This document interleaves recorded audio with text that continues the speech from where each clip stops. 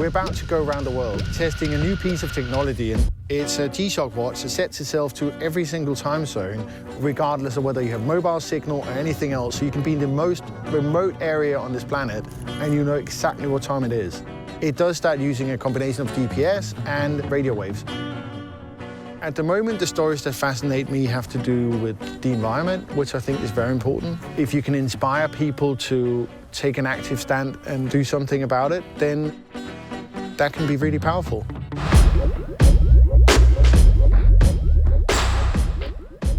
Right now we're in Mexico.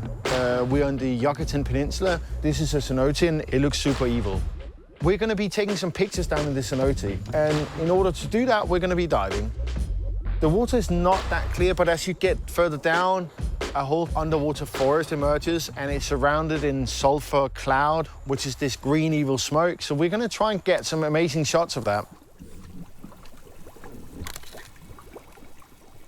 Diving can be incredibly complicated, and there's a lot of calculations and so on. You kind of forget time, but then you have to remember, because otherwise you're in trouble. For me to know, okay, I have about 20 minutes of dive time at the bottom, then that's it. You know, that's how long I have to take the pictures.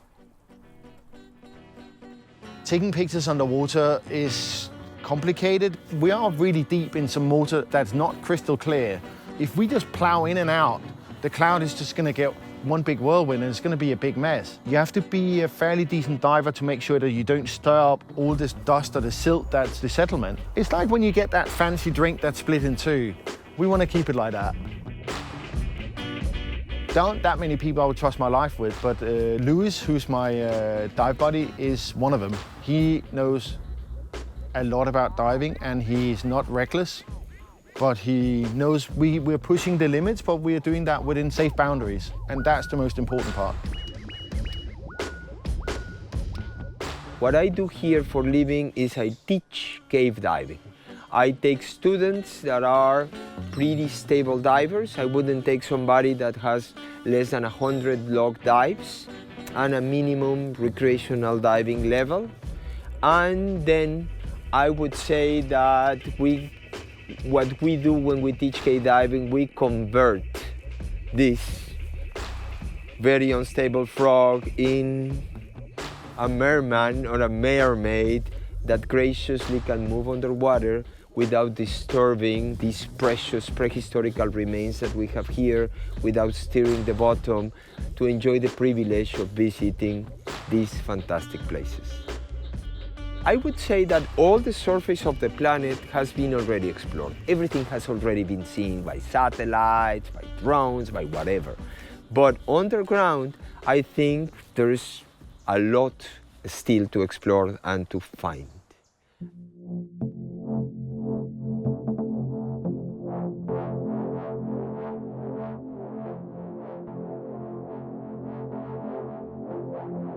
There's no other visual indicator as strong as glaciers to say what's happening with the climate. And that's why I chose that subject to photograph glaciers, and that's why I'm very passionate about it. What's happening is that the melt periods are getting longer, and the accumulation periods where the glacier grows are getting shorter. What's interesting about glacier, one of the interesting facts is that about, I think 69% of the world's freshwater is stored in glaciers and ice sheet. That's a very significant amount. So what's happening and why glaciers are important for people is it stabilizes the water flow. So even when there's no rain and you have dry seasons, you still have glacier melt. So it's still possible for people who do agriculture or just getting on with their lives and where to get fresh water. And that's why glaciers are important. Whenever we go on an expedition, we speak to scientists, and we make sure that what we do and we record has relevance and can be used by scientists. So we want to create work that can inspire people. We want to reach ordinary people and say, well, look at this, look at these pictures, look at what's happening.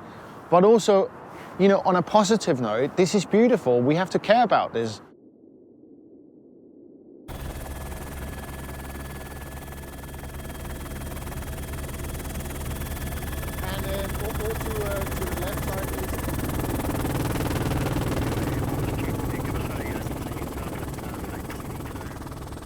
It's a bit of a sad sight in some way, because we can see how much the glacier's retreated, but It looks absolutely stunning up there, and we got some shots that can hopefully inspire people.